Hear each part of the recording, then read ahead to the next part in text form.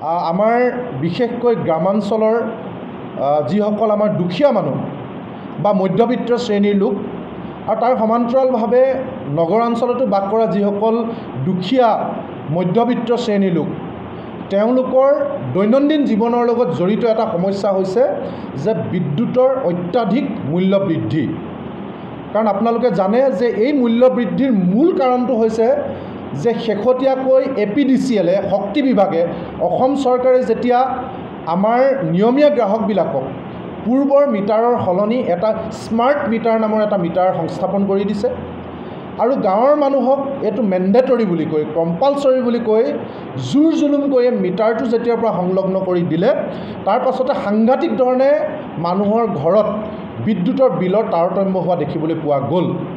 আৰু লাহে লাহে মানুহবিলাকৰ মনত উমি এটা বিষয়ে গা কৰিবলৈ উঠিলে আৰু লাহে লাহে সেই খং ক্ষোভ এতিয়া ৰাজপথত কেনেকৈ আপোনালোকে দাওকৈ জ্বলিছে আপোনালোকে দেখিছে।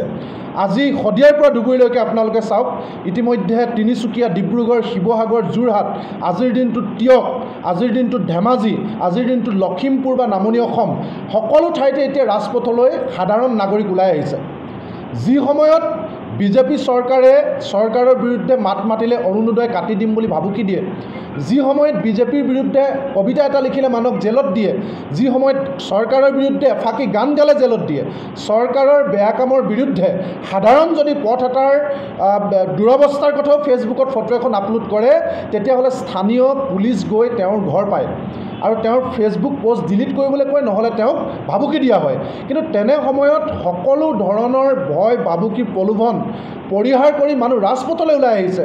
কাৰণ আমি দেখিছোঁ যে 100 টকা 200 টকা বা 1 টকা 2 টকাৰ পাৰ্থক্য নহয়, ব্যাপক হাৰত বিদ্যুতৰ মাচুল বাঢ়ি গৈছে যেতিয়াৰ পৰা স্মাৰ্ট মিটাৰ নামৰ এই স্মাৰ্ট ডকাইতটো মানুহৰ ঘৰত সংস্থাপিত কৰিছে।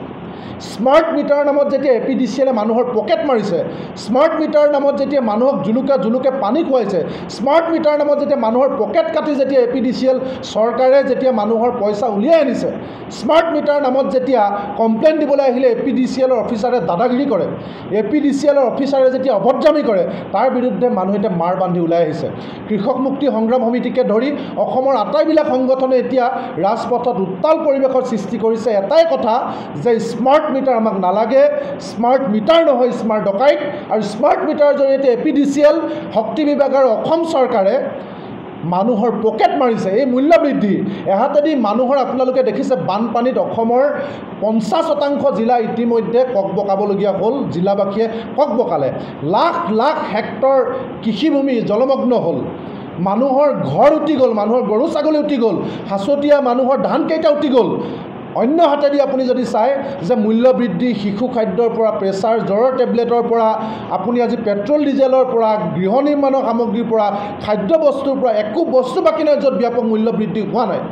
তাৰ পাছত এতিয়া ভোটৰ ওপৰত দানৱ পৰা দি এটা ছুপাৰ দানৱ ওলাইছে যে স্মাৰ্ট মিটাৰে এতিয়া মানুহক জ্বলা-কলা খুৱাইছে। এই কথা সৰ্বত্ৰে আজি আপোনালোকে যদি চায়, যোৱাকালি দিনটোত ধেমাজিৰ নিলখত কোনো দল সংগঠন নাই, সাধাৰণ মহিলাসকল ওলাই আহিছে, কোনো দল সংগঠন নথকাকৈ টিয়কত মানুহ ওলাই আহিছে, ডিব্ৰুগড়ত মানুহ ওলাই আহিছে, চৰকাৰৰ বিৰুদ্ধে ওলাই আহিছে যে আমাক স্মাৰ্ট মিটাৰ নালাগে। আমি ভাবিছিলোঁ যে এই মানুহৰ সাধাৰণ চেণ্টিমেণ্ট খং ক্ষোভ বিজেপি চৰকাৰে বুজিব। আমি ভাবিছিলোঁ সাধাৰণ কথা এটাতে টুইট কৰা, সাধাৰণ কথা এটাতে ফেচবুক লাইভ কৰা মুখ্যমন্ত্ৰীগৰাকীয়ে APDCLৰ বিৰুদ্ধে ব্যৱস্থা ল'ব। শক্তি বিভাগৰ মন্ত্ৰীগৰাকীক, পুতলা মন্ত্ৰীগৰাকীক, নন্দিতা গাৰ্লুচা ডাঙৰীয়াক মাতি আনি তেখেতক ক'ব যে শক্তি বিভাগৰ কি হৈছে, APDCLৰ অফিচাৰক মাতি ৰিভিউ মিটিং কৰিব যে কি হৈছে। কিন্তু সেই ন্যূনতম মুখ্যমন্ত্ৰীগৰাকীৰ যি দায়বদ্ধতা, সাধাৰণ মানুহৰ প্ৰতিবাদ, সাধাৰণ মানুহৰ দাবী, সাধাৰণ মানুহৰ আৰ্জিক বেঙুচালি কৰি আজি মুখ্যমন্ত্ৰীগৰাকীয়ে এই গোটেই APDCLৰ শক্তি বিভাগৰ যিটো স্কেণ্ডেল, এইটোক ৰক্ষণাবেক্ষণ দিবলৈ গৈ আজি দীৰ্ঘদিনৰ পাছত মৌনতা ভংগ কৰি আপোনালোকৰ সংবাদ মাধ্যমৰ আগত আজি যিষাৰ কথা ক'লে, সেই কথাষাৰ পিছত আমি তাৎক্ষণিকভাৱে আমাৰ ক'বলগীয়াখিনি আপোনালোকৰ আগত ক'বৰ কাৰণে এনেকৈ নিমন্ত্ৰণ জনাইছোঁ।